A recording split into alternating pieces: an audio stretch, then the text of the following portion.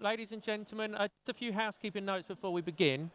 It's a bit like a silent disco here, so if you could put your headphones on, it will block out the ambient sound and give clear focus to the conversation we're having.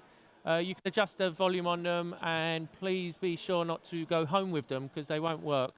And you won't be able to recycle them in a climate-friendly manner either, I'm sure. So please do leave them behind. We are streaming to a live audience on ODI's YouTube and a number of other platforms. So if you do get up and leave, please be mindful not to walk in front of the cameras which you can't see. And this will also be recorded for further publication on a number of platforms that we work with to highlight challenges around climate. So we will be certain to make sure if you do get caught on camera, you're very much beautified with the filters that we have. But without further ado, we will get started. So, ladies and gentlemen, welcome. My name is Professor Dominic McVey, and I'm the Honorary Consul of Namibia to Wales, and I'm an Executive Director of Trademark Africa, and I'm also a board member of the Overseas Settlement Institute, ODI Global. And it's my pleasure to be chairing today's In Conversation on empowering climate vulnerable countries in the green transition. And we're delighted, absolutely delighted, to have one of the world's greatest champions of climate here today, His Excellency Mohamed Nasheed, Secretary General of the Climate Vulnerable Forum V20, as well as being the former president of the Maldives. So a little bit of context about today's event and why we feel that this is such an important topic to be discussing with His Excellency. So we're going to be exploring opportunities for empowering climate vulnerable countries in the green transition through driving project investment and job creation. We know we have over 1 billion young people in emerging market states, many of them climate vulnerable. Looking for job opportunities in the next 15 years, there's a critical need for us to discuss how we create more job opportunities and bring the right people to the market. And we know as countries transition to net zero, it's about providing a growing economy to power that and creating high-skilled jobs. For example, more skilled workers to build electric vehicles and manufacture and maintain wind equipment. Solar farm, it's estimated that countries will need tens of thousands of workers for that clean energy just to manage the servicing and the manufacture of solar. A number of countries make that clear transition, but we've also seen the gaps, and I'm keen for our conversation with His Excellency today to discuss some of those. So, without further ado, ladies and gentlemen, apologies here. We have a odd order.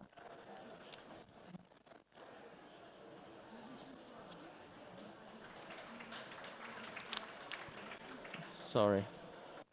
Okay, so as I'm delighted to introduce His Excellency Mohamed Nasheed, often dubbed the Mandela of the Maldives. His Excellency was the Maldives' first democratically elected president. He's an international icon for action against climate change. During his time in office and thereafter, he played a prominent global role advocating for action to curb greenhouse gas emissions that threaten his nation. In 2019, to highlight the Maldives' vulnerability to rising sea levels, he famously held a meeting of his cabinet underwater, of which I fondly remember myself. Not that I was there, but fondly remember the work around this. His Excellency also implemented policies to turn the Maldives into the world's first carbon-neutral country and has been accoladed with numerous rules in recognition of his work, too many for us to list here today. In January 2024, His Excellency started work as Secretary General of the Climate Vulnerable Forum, an international partnership of over 68 countries highly vulnerable to the warming planet that we have. Your Excellency, we are delighted to welcome you here today, and please, without further ado, I pass the lectern to you.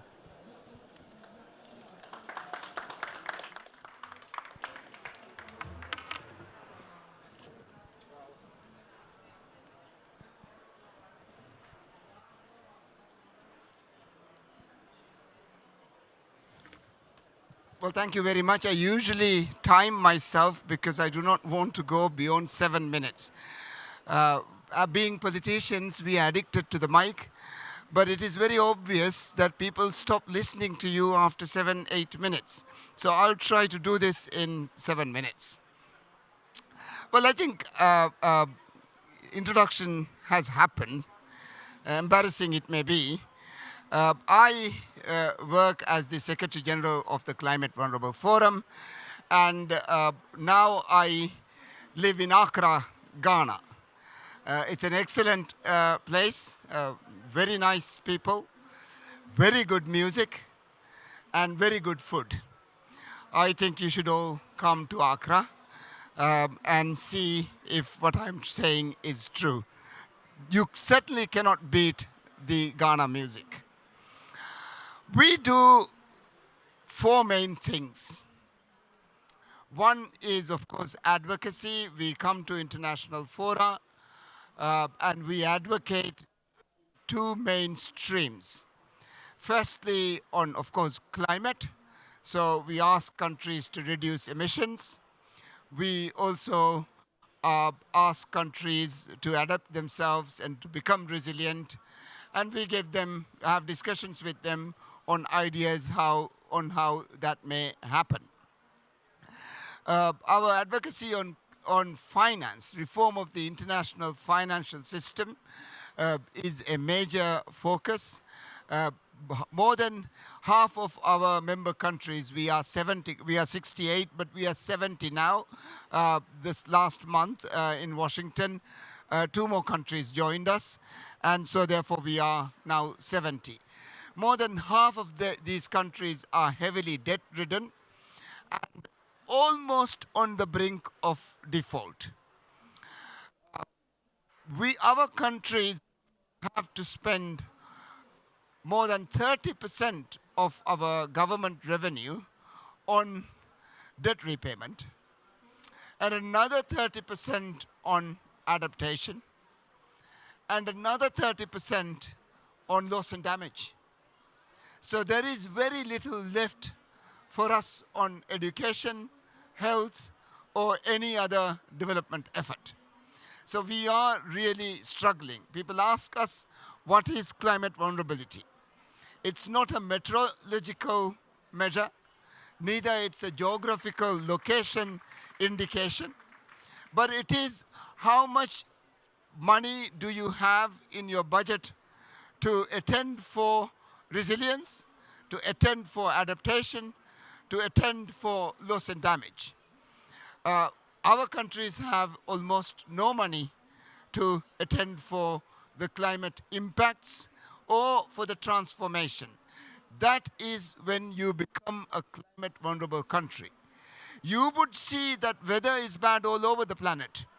Spain is hit, Florida is hit, Belgium is hit, Germany is hit, all over Africa is hit.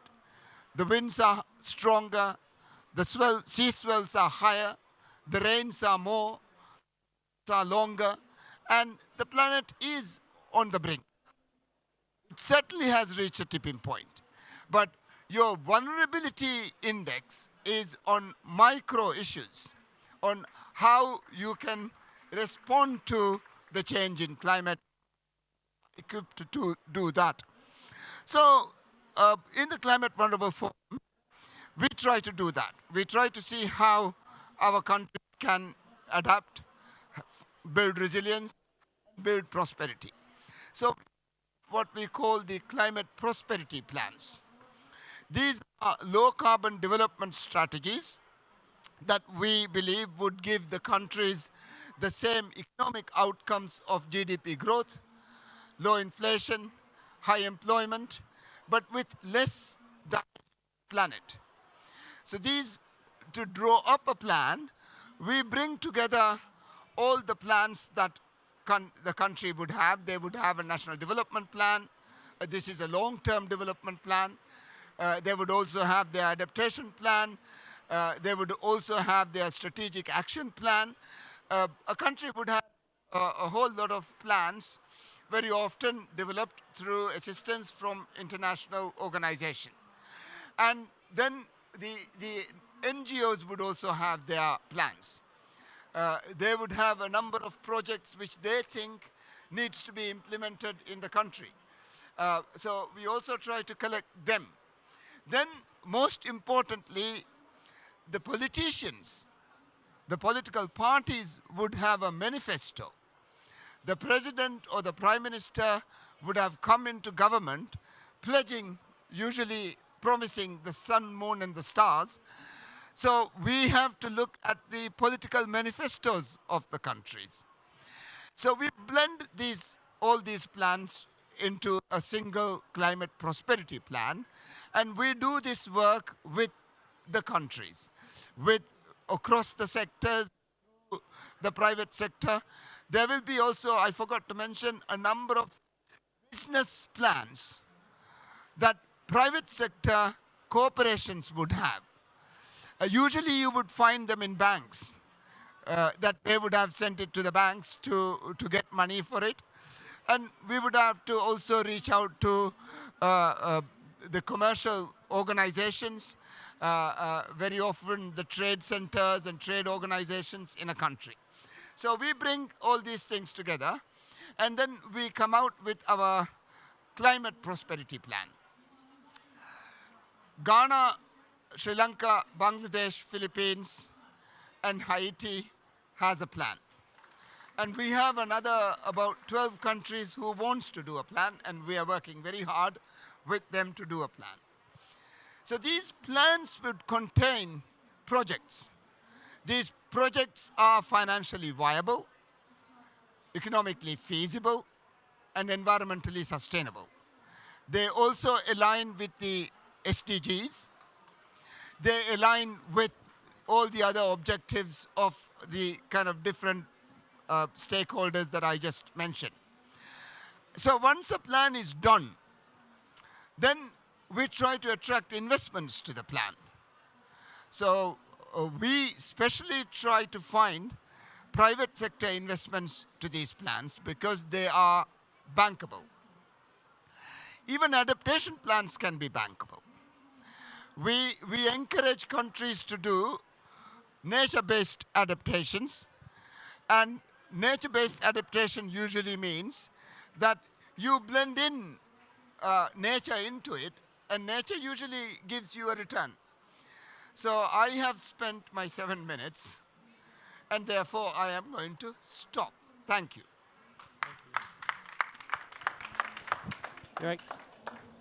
Your Excellency, please join me so we can dive into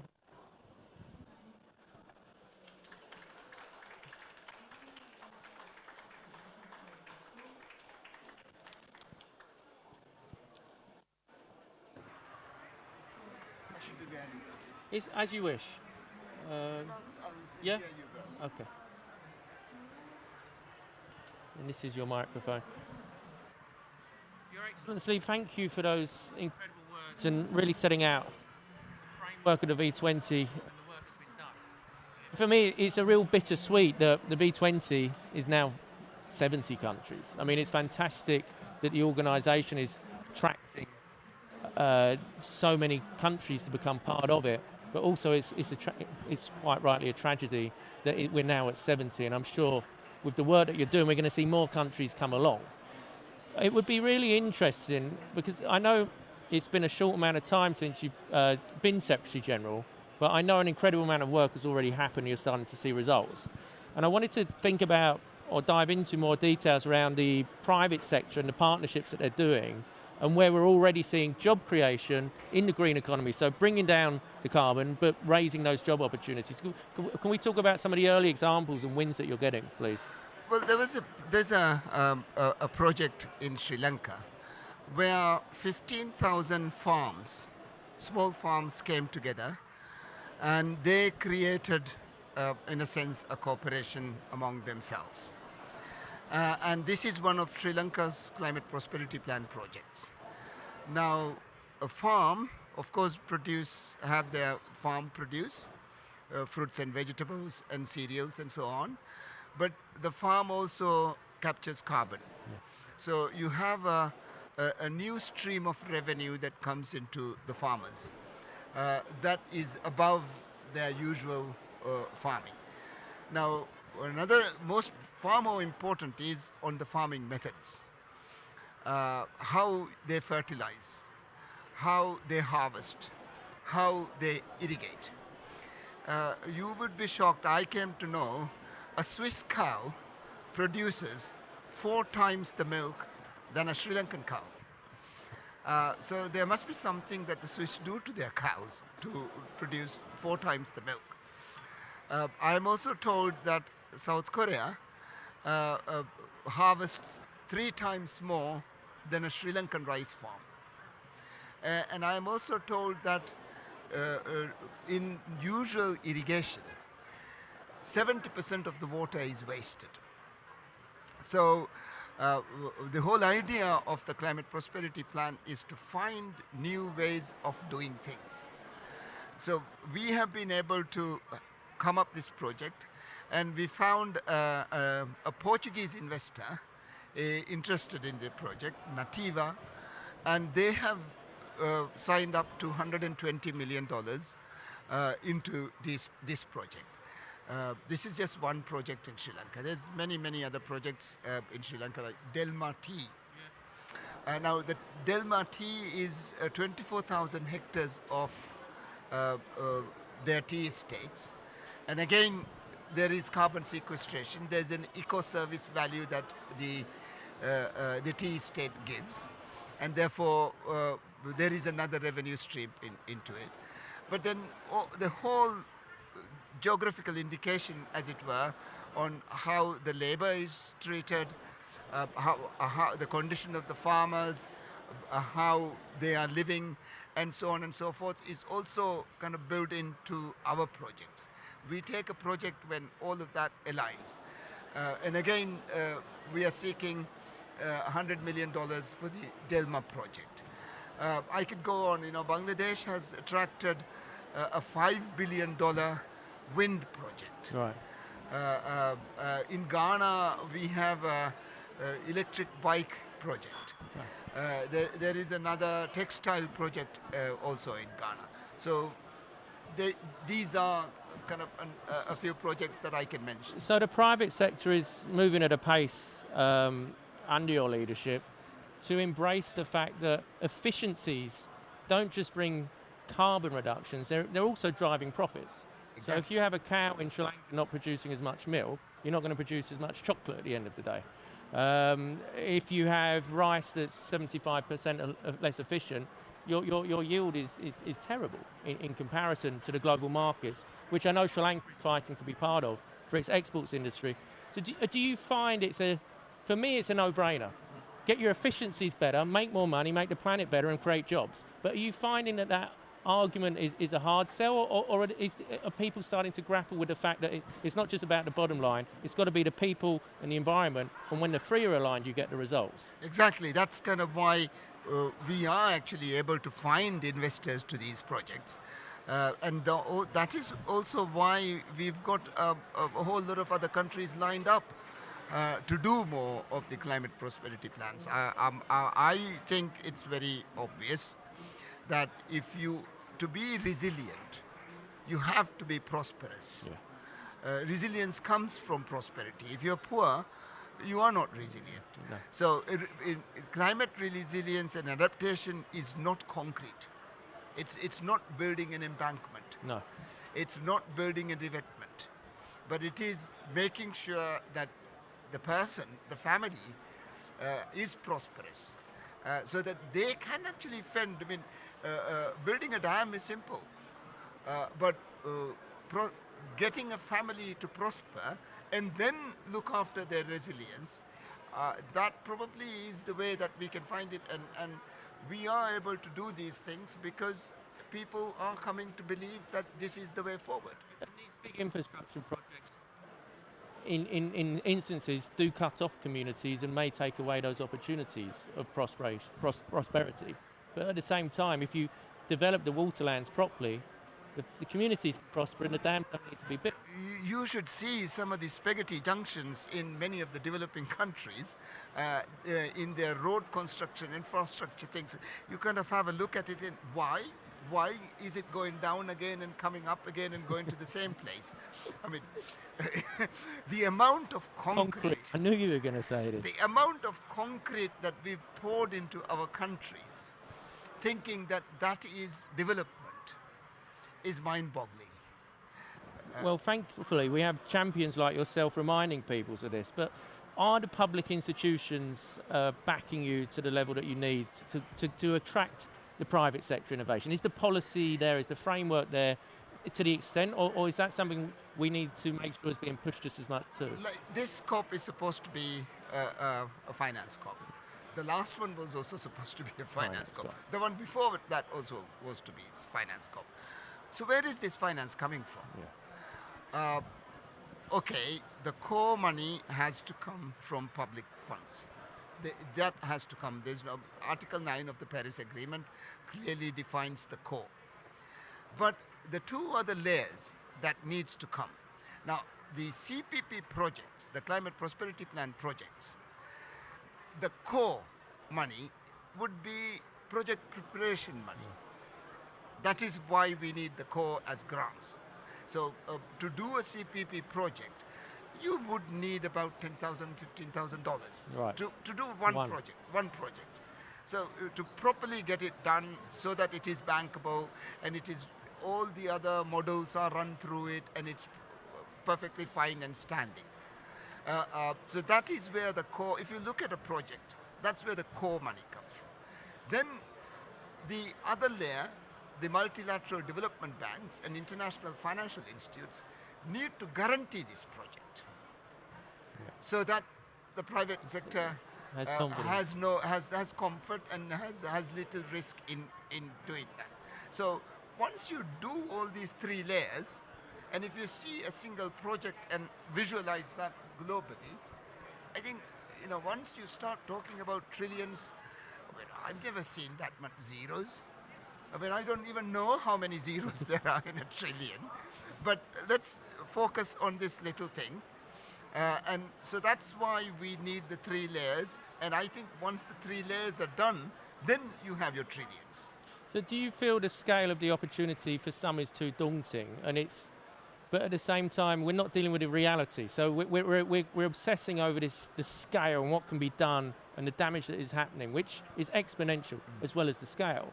But is it detracting from the reality of delivering today? Well, it's difficult for the normal person the normal taxpayer in any country to actually comprehend this. You suddenly say, I have to give so many billions, trillions of dollars to other people, then no one wants to do that. But if we have these negotiations in a manner where people can understand what you're talking about, I think that helps. Now, the World Bank, and both the Bretton Woods institutions, the World Bank and the IMF, we have an arrangement with MEGA, their insurance partner, to insure the Climate Prosperity Plan projects. So people like you would have less risks, like especially political risks, and can come up and say, okay, there's a better return here, and we are quite willing to invest in that. So I think we've been working on these things for the last 8 months. We hope to multiply that many times in the next 2 years, and I think it's doable. Do you think, though, that despite the private sector's willingness and understanding of the efficiencies, I still often see trade barriers or non-tariff barriers which are impeding the movement of goods and to some effect eroding the efficiencies that you're talking about achieving. So how do we Well, fortunately, because we are an intergovernmental organization, and the actual leading party of a member would be the head of state. And then, of course, the finance minister, the environment minister, and other line ministries. Yeah. But it would be the head of states. So our discussions among our heads of states is, look, we need to bring in efficiency. Yeah. We can't just go on being activists. But we ourselves need to do our bit. And I feel that, yes, it's a uphill battle, but I'm fortunate because I have been I've worked as a former president, and also after that as the Speaker of the House. So I do feel that it is possible for me to have these discussions with our leaders. Well, it's that perspective that's very valuable because at the moment we're sometimes suffering with 90-kilometre tailbacks between Zambia and the DRC. Yes. This is, for all intents and purposes, a key part of the world that's going to drive the electric vehicle growth. Yes. But if you have a truck sitting for 10 days, idling, with its engine running, you've almost eroded the carbon benefit that the electric vehicle is going to bring by the inefficiencies in the trade barriers within those communities. It's shocking why they haven't got the train tracks to do that, and then they have to rely on only on the road. But it's the trucks that you're talking about are minerals. They are extracted, and our countries are exporting almost 90% of our resources raw. Yeah. So if this was kind of processed there, Correct. Africa has more than 70% of the lithium, cobalt, you name it, all the green transitional minerals are there. But what percentage of the value is it getting? Not even 1%. Yeah. Not even 1%. So we need these countries. So the prosperity plans, Yes. the project would be for someone to come there and then refine it there and then use it there. So people like yourself have been doing that. I appreciate you so much. I mean, you have a factory in Ghana that is doing textile. So that is processing it into clothes instead of taking the cotton out. Well, it always baffled me that we were growing cotton in West Africa, sending it to India to be spun, then over to China to be dyed, Stitched. and then back on a boat to one of my factories in Kenya to then be stitched, to then go to America, and we're told we're a climate neutral factory. We're not a climate neutral factory. We might have solar, we might have water treatment opportunities, we might have our ambitions to drive to net zero, but our product is atrocious, and that's out of our hands. But the system is still quite old-fashioned, I would say, and I'm always trying to remind governments that get your borders efficient, your tax revenue goes up. Yep. So there is this argument for more money, and a valid argument, and the money must come. Those that are causing the emissions must pay those that are suffering the most.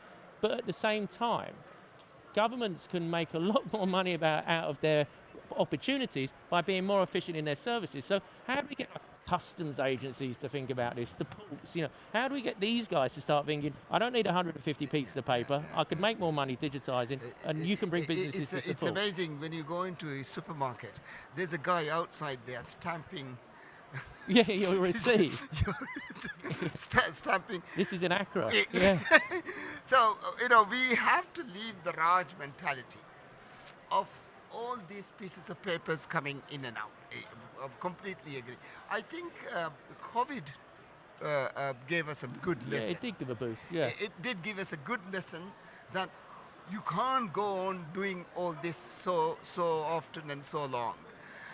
Yes, again, I'll have to come back to our climate prosperity plan. Please.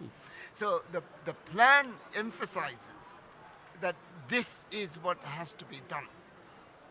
So countries who have done a plan, I am hopeful, would be able to reach prosperity much faster because it looks into these kind of problems that we are facing, and especially it brings in the private sector. It's not only government ministries who should be doing the plans.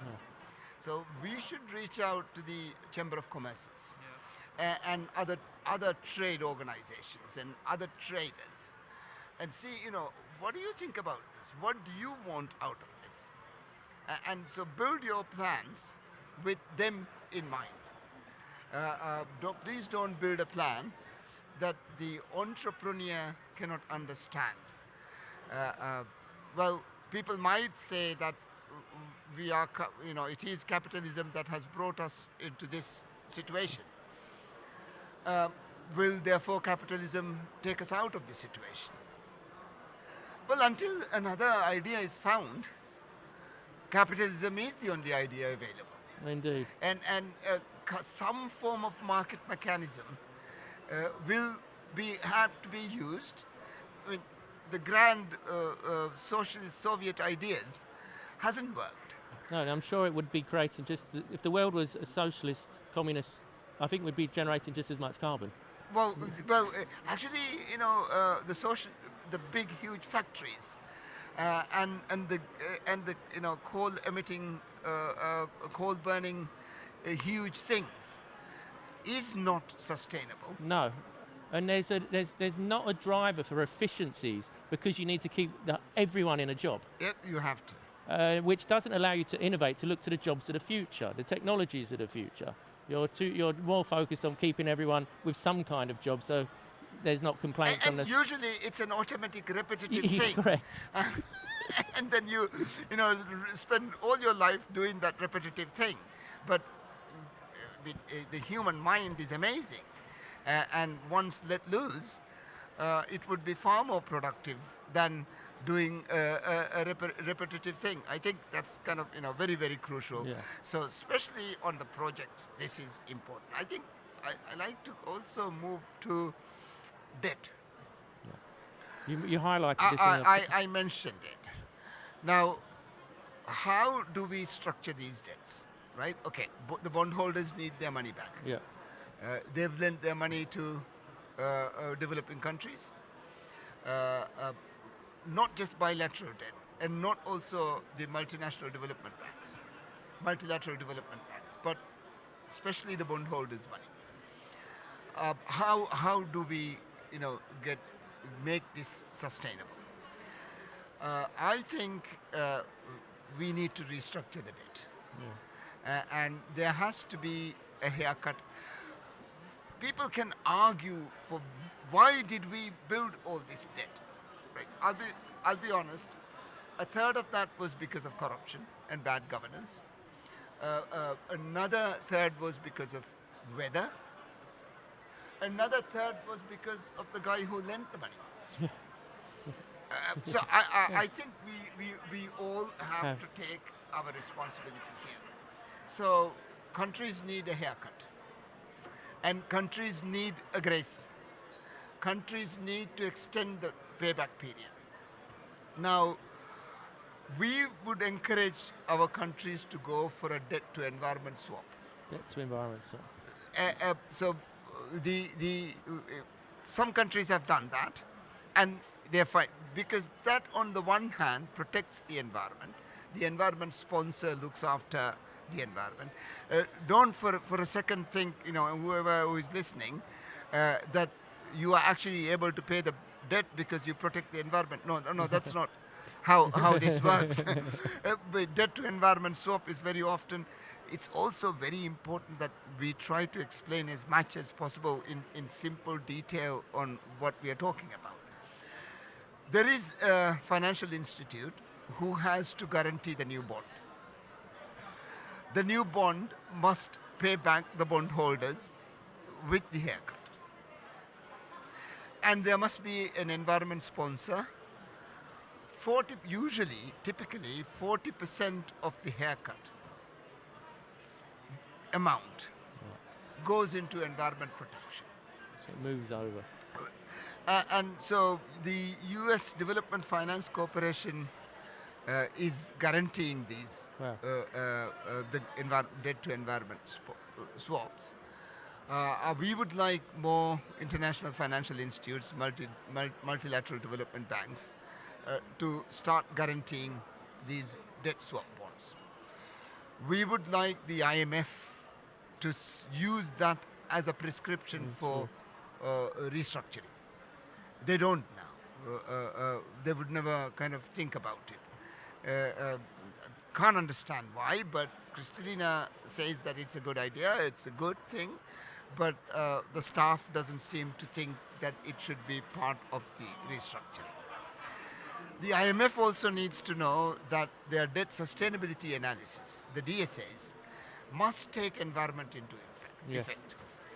Now, Sri Lanka has gone into an IMF program for the 17th time. Terrible. Ghana for the 19th time. So it's just not the patient. The prescription must be wrong. If you're having to go to it all the time, you're not moving into debt sustainability. So More debt. you're just moving into more debt. So the debt is sustained. So I think the DSA needs to also reform and how it is looked into.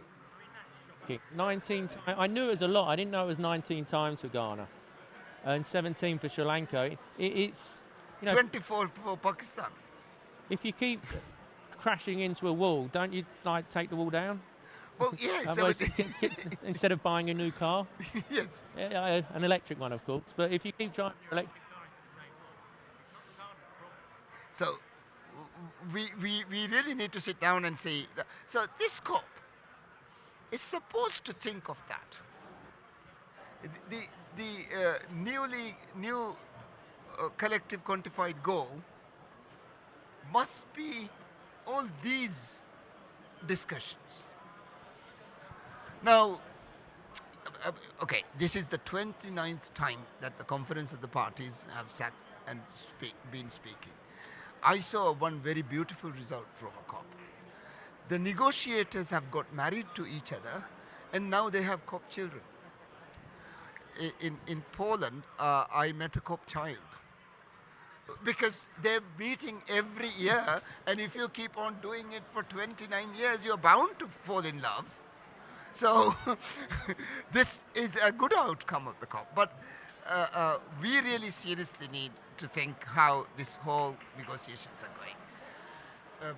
We tend to bring in environment ministries. We need to bring in the finance. Correct. Correct. And let them thrash it out.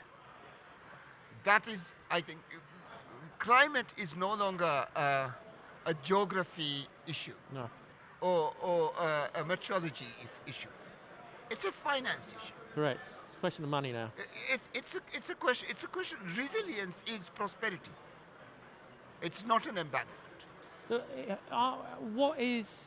how do we make sure the messages of what is happening at this COP, and no doubt you're making sure when you're on the road, you're seeing the finance minister just as much as the environment minister, but how are we going to make sure that the researchers, the academics, the world leaders that are tuning into these conversations, the conversation, that they go and knock on the door of their treasury and say, "Got a plan yet? What's happening?" I'm not sure the guy. Well, shows like yours. Now this is streamed to millions of people, and they're listening. And we also have a fellowship program where we build capacity in the finance ministries.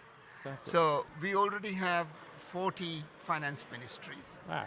So we've been running a 2-year program with our fellowship program. And I think we are seeing results. Countries are now coming up with a climate finance department in their finance ministries. So again, what climate finance is carbon trade, the climate prosperity projects. Yeah. So we need to do more of that. We need to get the UN system to step back a bit and there's so many UN agencies who are doing a lot of good work. Yes, very good. But they need to refocus and reform, and to address what is happening now. I would argue they need to do the kind of things that we are trying to do. You've done.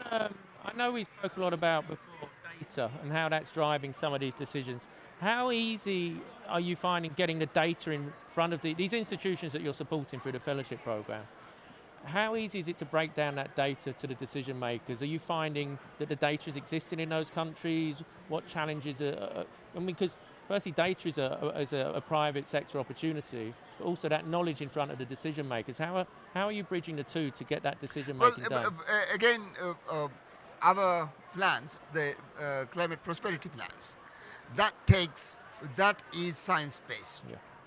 That is data-based, analyticals.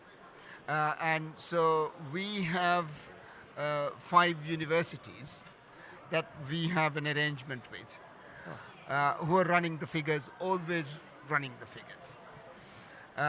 So we kind of need these. So no, the response to information is real time. It's real time, and once ministers actually see that, they're not so useless all the time. We are not such a useless bunch of people, the politicians.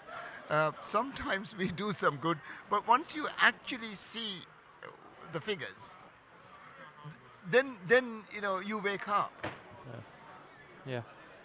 It's getting those facts. Let the facts do the talking, Yes. I often say. Yes. And if you don't like the facts, then you either like them or you don't. But you can't blame the person delivering No. the information. No. Yeah, they do the talking for you. I just want to jump back to the private sector because we are sadly coming to the end of our conversation. And I think it's been fascinating to understand from your perspective as a former head of state how the governments are working and thinking about that interconnectivity and starting to realise the opportunity there, but also the blockages in these finance ministries. We've touched upon how the private sector is now starting to grasp at the fact that driving down emissions is driving up profits and most importantly creating jobs.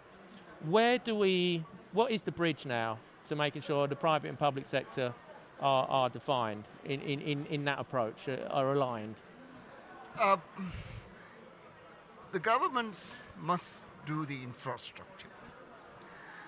And they must do not vanity projects, like not bridges that don't bridge, roads that don't lead to anywhere.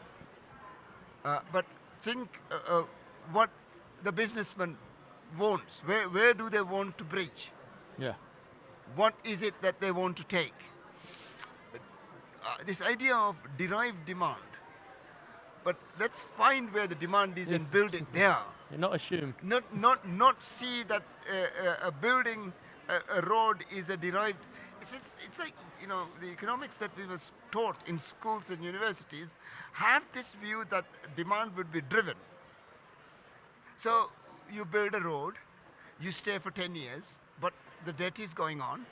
You're having to pay, but to get the demand driven onto the road takes so much time, and so you are having to pay back the loan from nothing, and therefore the business plan fails. Indeed. And it's interesting you mention this because when the United Kingdom left the European Union, there's this huge focus on free trade agreements. Yeah. And the reality is when you dig into the data, I mean the free trade agreement between the UK... Are we on? I think the UK free trade agreement between United Kingdom and New Zealand was going to generate something like 0.002% in GDP uplift. But the amount of resources and money got into that. And what occurred to me is, it's not the free trade agreements that make business happen. It's very beneficial to Bangladesh and developing countries, but in the more established countries, the G20 countries, for example, whether there's a free trade agreement or not, businesses will have to find a way to make it happen. So it's not a point of saying, you in X country and you in Y, you can do business together now. The businesses were already there. It's how you make that business framework and infrastructure easier. And the FTAs don't necessarily deliver that. UK did a free trade agreement with Japan, and the first thing Japan did when they signed it was close the car factories down in the UK, because they could now make them in Japan. There was this whole talk about the soya sauce being duty-free, but that was actually made in Europe. So, these were some of the challenges. But my point is the businesses are there, the businesses are moving. Governments need to know where they want to move next. Yes, well, always I would think that, our plans find where the people are. Yeah. Where it is congested, and then build it dam on there. Don't build new cities elsewhere. Ghost towns in all over the places that we find. So find where the people are, find where the business is, and build it, strengthen it, help it, assist it in there, in where it is happening. Not to kind of build the Keynesian ideas of building new towns and well, we have a habit in some countries of building new towns on rivers which usually flood and then wonder why the houses got flooded. Yeah. Happens own country. But I have a selfish question, talking my own countries. As you know, although I'm not Namibian, I have the huge honour of representing Namibia as one of their honorary consuls. I know you've looked at Namibia. Namibia is suffering with 8 years of drought, huge challenges. Selfishly, I want to ask what work you've been looking at doing there. Well, we want to do a climate prosperity plan for Namibia. We want to find who is doing business. We want to find what are the NGOs thinking about this, what projects do they have, what projects does the government prioritize, what are the manifesto projects, like what are the politicians trying to deliver. So we want to bring all that together. And we want to, the climate prosperity plan is not necessarily a new project, new plan. It's just putting everything together. The social development goals and your adaptation plans, your strategic action plans, your political manifestos, your NGO projects, your business plans. So like bring all that together and come up with, instead of kind of see where the water is wasted. So we run it through models on these kind of things. And we find universities and academics to see, okay, is there a new method of doing things? There's so much gizmos around. So if we bring the gizmos into this, they will produce better. So we basically kind of, instead of thinking about damming a river to generate more electricity, then we also kind of say, okay, is there another way of doing the same kind of thing instead of obstructing this river and probably flooding a whole lot of villages, and then downstream all the fishing is lost and all the nature is lost downstream. So the whole idea is that we get experts. And the amazing thing is there is so much written. There is so much studies already done. There's not a thing, for instance, in Namibia, where someone not having done a PhD thesis on. Correct. So every single problem that exists in Namibia is actually studied and addressed. But then again, someone else comes up and says, oh, no, we'll do it this way. So what we would like to see is bring all those which has done these things together and then bind it together and see that these becomes bankable projects. Yeah, create the authority. Yes. It's, well, we're going to have to wrap up because I know you're extremely busy. But for me, it's been absolutely fascinating to dive into, really, I think, what we've identified. I'll tell you what I know about Dominic. I'm off. He is the youngest millionaire in United Kingdom. Not that young anymore. He was, and he made it himself. And none of the criticisms that we have on entrepreneurs would stick on him. That's why I'm sitting next to you. Well, I'm very grateful for you to be here, but most importantly, I'm grateful to support you in advocating on what's such incredible work which is going to bring down carbon, is going to create green jobs, and as a byproduct, companies can get a profit out of it too. I mean, where's the confusion there? So, as me as not a technical individual, I can grasp onto this and push. We're so fortunate for you to have the mind and vision, and as you say, the world leading in these challenges. So when a not so bright entrepreneur like me comes along and starts asking lots of odd questions, you've got the answers, and we can make the deals happen. I mean, that's incredible. It's not just getting people's money where the mouth is. It's showing them that they won't be able to feed themselves soon if they don't put the money in the right place. Well, thank you, Dominic, and I would like more entrepreneurs to understand this, that there is a good return in climate vulnerable countries. Doing good and being good is good business. Once again, it is a huge honour, and I know we'll be talking more and advocate together more of the challenges the world faces and make sure you continue to be at the forefront of that. And I must say, my mum, who's not particularly well versed, I must say, my mum was not particularly well versed in climate change. She called me 2 o'clock this morning. She didn't know the time zone. And she said, I've seen this most incredible man from the Maldives on TV today. I said, you won't believe it, Mum.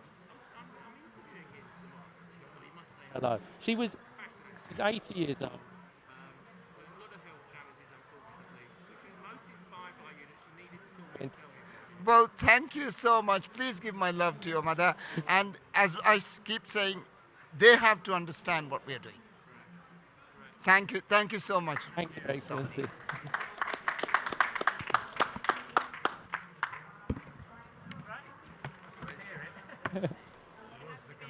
Yes.